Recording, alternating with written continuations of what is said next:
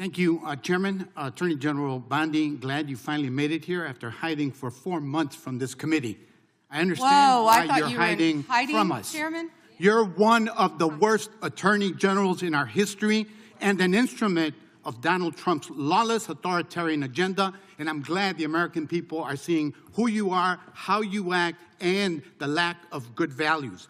You weaponize the Department of Justice to target immigrants, working families, and anyone that Trump deems an enemy of the state, all to protect real powerful criminals, including in your administration.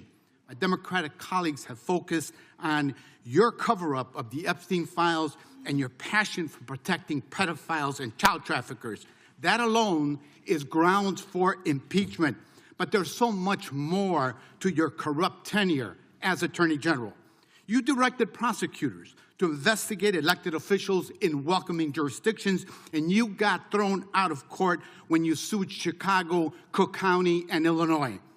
So today, we're covering an explosive congressional hearing that quickly transformed into one of the most heated confrontations involving Attorney General Pam Bondi.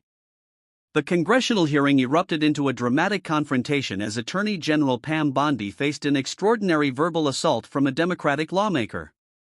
What began as routine questioning quickly turned into a blistering condemnation of Bondi's leadership at the Department of Justice. The Congressman, Mr. Bondi, launched a sweeping attack on Bondi's leadership, accusing her of corruption, political weaponization, and protecting powerful allies while targeting political opponents.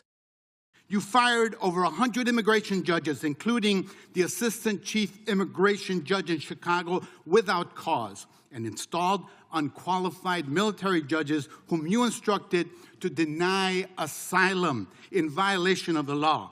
You prosecute the president's enemies like Jim Comey and Tish James while giving impunity to federal agents who are murdering and brutalizing and terrorizing constituents, including in Chicagoland, in my neighborhood. I saw it last year firsthand. You and Kash Patel covered up the murder of Silverio Villegas Gonzalez in my district by ICE agents. You tried to investigate Renee Good instead of the ICE agent who murdered her, and you tried to cover up the murder of Alex Peretti by CBP agents. You bring fake charges against protesters like the Broadview Six and Marimar Martinez, whom your administration labeled a domestic terrorist. This is the Montessori teacher who lives in my district, while protecting thugs who terrorize us and DHS authority. That's what you do. Protect and enable the criminals who are plundering our society and destroying what's left of democracy and the rule of law. Epstein accomplices, mass DHS thugs, corporate criminals, Tom Homan, Eric Adams, insurrectionists, the list goes on.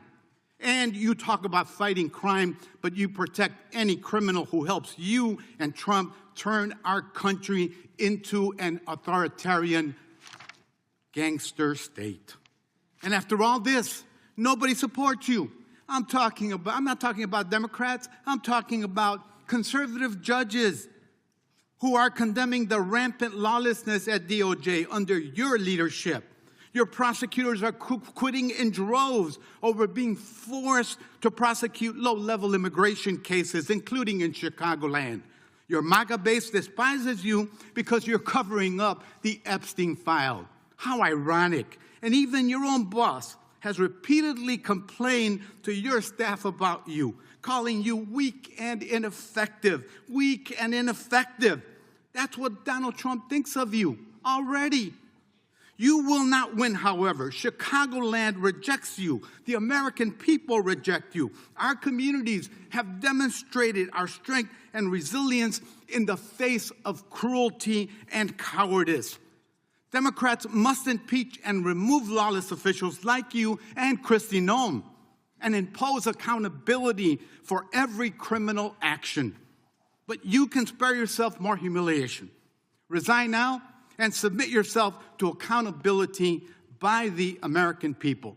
Mr. Chairman, before I yield back, I ask unanimous consent to submit for the record this Wall Street Journal article dated January 12, 2026, entitled, Trump has complained about Pam Bondi repeatedly.